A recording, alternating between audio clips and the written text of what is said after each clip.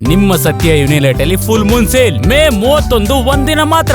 ಸತ್ಯ ಯುನಿಲೆಟ್ ಅಂತ ಎಲ್ಲರಿಗೂ ಕುತೂಹಲ ಇದೆ. ಎಲ್ಲವನ್ನ ಹೈಕಮಾಂಡ್ ತೀರ್ಮಾನ ಮಾಡಲಿದೆ ಅಂತ ಡಿಕೆ ಶಿವಕುಮಾರ್ ನಿವಾಸದ ಬಳಿ KH ಮುನಿಯಪ್ಪ ಹೇಳಿಕೆ ಕೊಟ್ಟಿದ್ದಾರೆ. ಮಂತ್ರಿಗಿರಿ ಮಗಳಿಗೆ ಕೊಡಬೇಕು, ತಮಗೆ ಕೊಡಬೇಕು ಅನ್ನುವ ವಿಚಾರಕ್ಕೆ ಸಂಬಂಧಪಟ್ಟಂತೆ ಕುತೂಹಲವನ್ನು ವ್ಯಕ್ತಪಡಿಸಿದ್ದಾರೆ.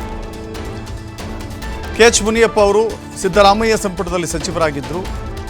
ಅವರು ಸಚಿವ ಸ್ಥಾನಮಾನ ತ್ಯಾಗ ಮಾಡಲಿಕ್ಕೂ ಕೂಡ ಸಿದ್ಧರಿದ್ದರು. ಸೆಕೆಂಡ್ ಹಾಫಲ್ಲಿ ಸಚಿವ ಸಂಪುಟ ಪುನಾರಚನೆ ಆದರೆ ನಾನು ಬಿಟ್ಕೊಡ್ತೀನಿ ಅಂತ ಕೂಡ ಹೇಳಿದರು.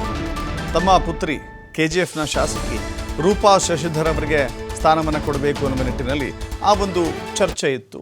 ಇವತ್ತು ಕೂಡ ಆ ವಿಚಾರದ ಬಗ್ಗೆ ಮಾತನಾಡಿದ್ದಾರೆ. ಏನೂ ಡಿಫರೆನ್ಸ್ ಇಲ್ಲ ಅಂತ ಹೇಳಿದ್ದಾರೆ. ನನಗೆ ಕೊಟ್ಟರು ಅಷ್ಟೇ, ನನ್ನ ಮಗಳಿಗೆ ಕೊಟ್ಟರು ಅಷ್ಟೇ ಅಂತ ಹೇಳಿದ್ದಾರೆ.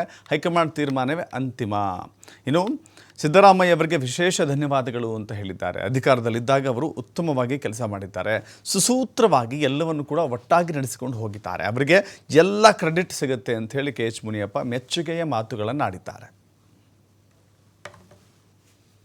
3ನೇ ತಾರೀಕುವರೆಗೂ ನಮ್ಮನ್ನು ಮಾತಾಡಕ್ಕೆ ಹೋಗ್ಬೇಡಿ. ಅಲ್ಲ ಸರ್ 3ನೇ ತಾರೀಕು ನಿಮಗೂ ಕುತೂಹಲ ಇದೆಯಲ್ಲ ಸಚಿವ ಸಂಪುಟ ಸರ್ವೇ ಸಾಮಾನ್ಯವಾಗಿ ಎಲ್ರಿಗೂ ಕುತೂಹಲ ಇರ್ತದೆ. ಬಟ್ ಹೈಕಮಾಂಡ್ ಏನ್ ಮಾಡಿದ್ರೆ ಅದಕ್ಕೆ ತೀರ್ಮಾನ ರೆಡಿ ಇರ್ತೀವಿ. ಯಾಕಂದ್ರೆ ಬದಲಿಗೆ ರೂಪಾ ಶಶಿಧರ್ ಅವರು ಪುತ್ರಿನ ಸಂಪುಟಕ್ಕೆ ಸೇರಿಸ್ಕೊಳ್ತಾರೆ ಅಂತ ಚರ್ಚೆ ಆಗ್ತಾ ಇದೆ ಸರ್. ಹೈಕಮಾಂಡ್ನಲ್ಲಿ ನಾನು ಅಲ್ಲಿ 30 ವರ್ಷ ಕೆಲಸ ಮಾಡಿದ್ದೀನಿ.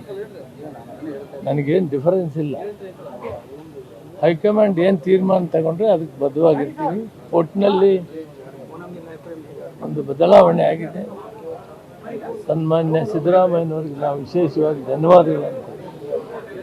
ಒಬ್ಬ ವ್ಯಕ್ತಿ ತಾನು ಅಧಿಕಾರದಲ್ಲಿದ್ದಾಗ ನಾನು ಬಹಳಷ್ಟು ಕಡೆ ನೋಡಿದ್ದೀನಿ, ಭಾರತ ದೇಶದಲ್ಲಿ ಸರ್ಕಾರದಲ್ಲಿ ಕೆಲಸ ಮಾಡಿದ್ದೀನಿ.